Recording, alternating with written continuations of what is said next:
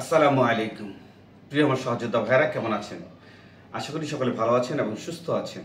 দেশ ও দেশের বাইরে যেখান থেকে আমার এই ভিডিওটি দেখতেছেন অবশ্যই আমার চ্যানেলটি সাবস্ক্রাইব করে দেবেন। প্রিয় আমার সহযোদ্ধারা, আপনারা কেমন আছেন?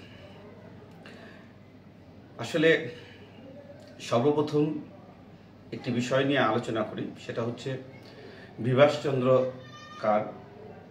ইটালি থাকে একজন ইউটিউবারও বলতে পারেন, আবার বলতে পারেন যে ওইখানের যে কোনো একটা কি বলে আমাদের দেশের আর কি, উনি একজন পার্লামেন্ট সদস্য আর কি। যাই হোক, উনি গতকালকে একটি ভিডিও প্রকাশ করেছে এবং তার আগেও একটি ভিডিও প্রকাশ করেছে যে বাংলাদেশের সকল 22, 23, 24-এর নুরস্তাগুলো বাতিল হওয়া শুরু হয়েছে।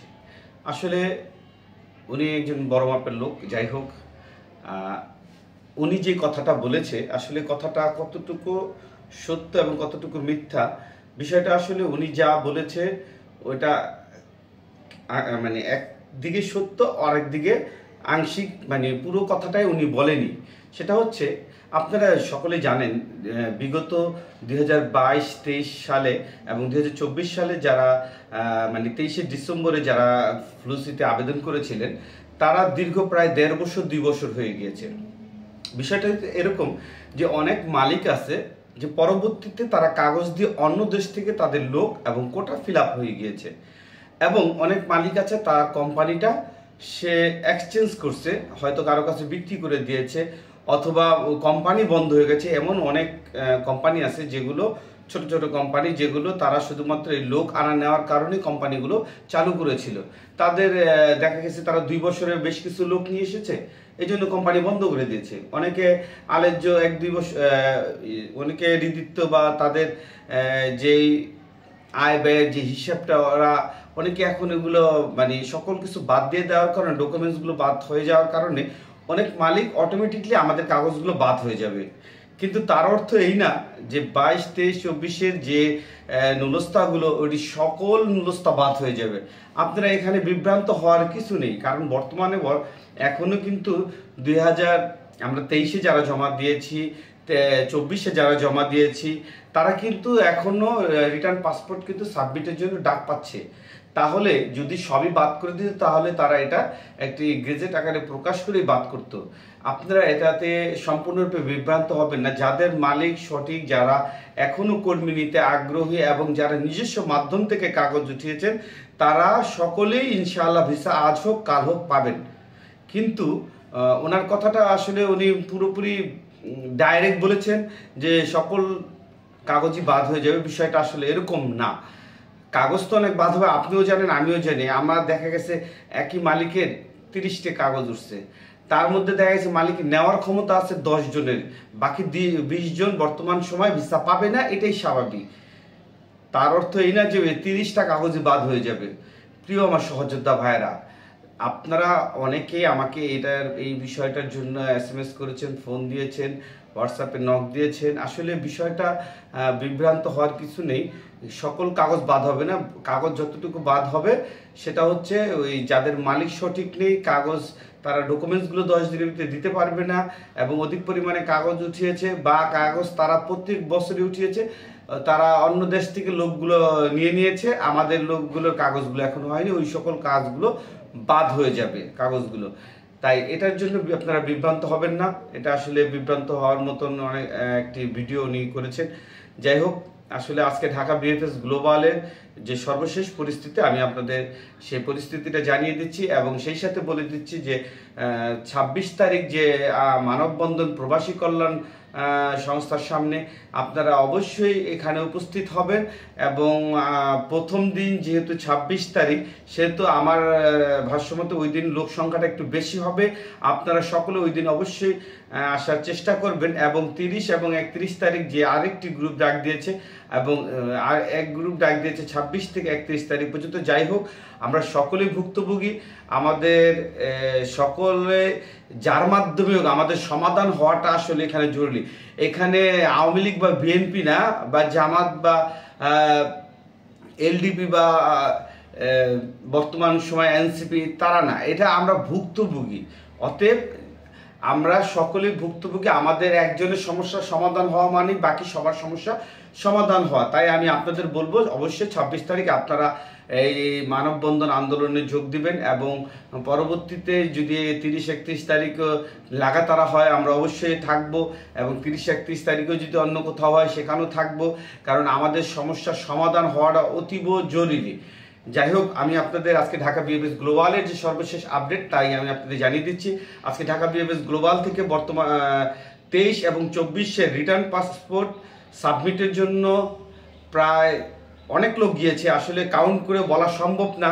তারপরও একটা আনুমানিক ধারণা হিসেবে যদি বলতে যাই তাহলে 40+ আজকে রিটার্ন পাসপোর্টের জন্য জমা দিতে গিয়েছে, এবং 24 এবং 25-এর আজকে সাবমিট অর্থাৎ মেইলের মাধ্যমে অ্যাপয়েন্টমেন্ট পেয়ে এবং 25-এর ওয়েব ফর্মের মাধ্যমে অ্যাপয়েন্টমেন্ট পেয়ে তাও জমার পরিমাণ আজকে প্রায় 60-70-এর মতন আছে। তার মধ্যে 25-এর কাগজগুলো একটু বেশি, মেইলের মাধ্যমে ডাক পাওয়া কাগজের সংখ্যাটা কিছুটা কম।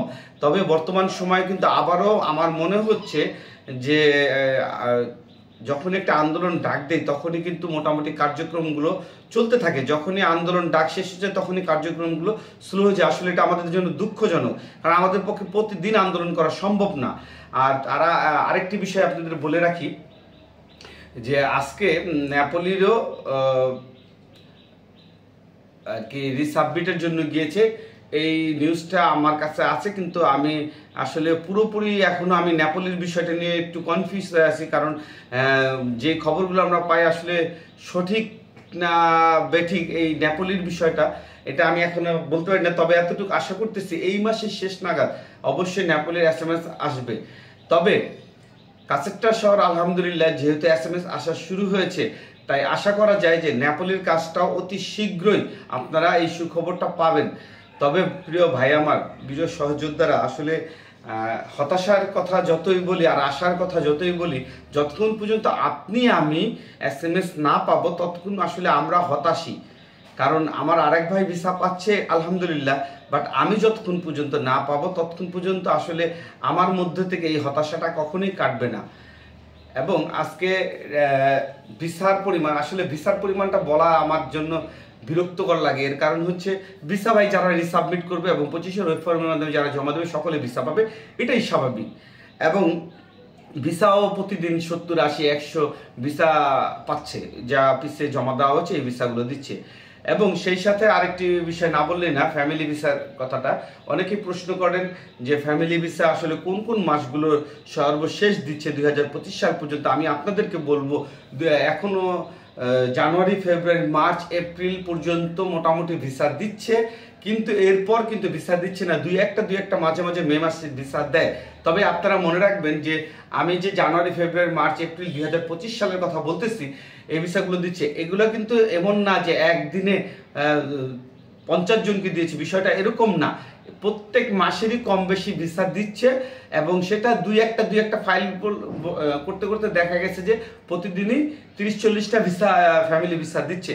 তবে মনে রাখবেন একটা জিনিস, আপনারা প্রতিদিন জমা দেন ম্যাক্সিমাম বা মিনিমাম যদি বলি ফ্যামিলি ভিসা 30 থেকে 25 বা কখনো 40 এই পরিমাণ, কখনো 20 এই পরিমাণ প্রতিদিন পাসপোর্ট জমা হয়।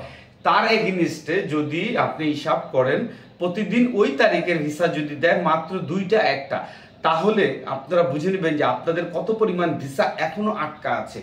প্রিয় আমার সহযোদ্ধারা এবং ফ্যামিলি ভিসার ভুক্তভোগী ভাইরা, আপনারা ইনশাল্লাহ সামনে ভিসা পাবেন। তবে মে মাস, জুন মাস পর্যন্ত যারা এই বছর জমা দিতে পারবেন, হয়তোবা তারা 2025-এর মধ্যে আশা করতে পারেন ভিসা পেয়ে যাবেন। কিন্তু জুন মাসের পর যারা জমা দিচ্ছেন তারা এই বছর ভিসা পাবেন কিনা সন্দেহজনক, কারণ এখনো পূর্বের অনেক ভিসা বাকি আছে, এবং 23-24-এরও মোটামুটি ভালো ভিসা হচ্ছে।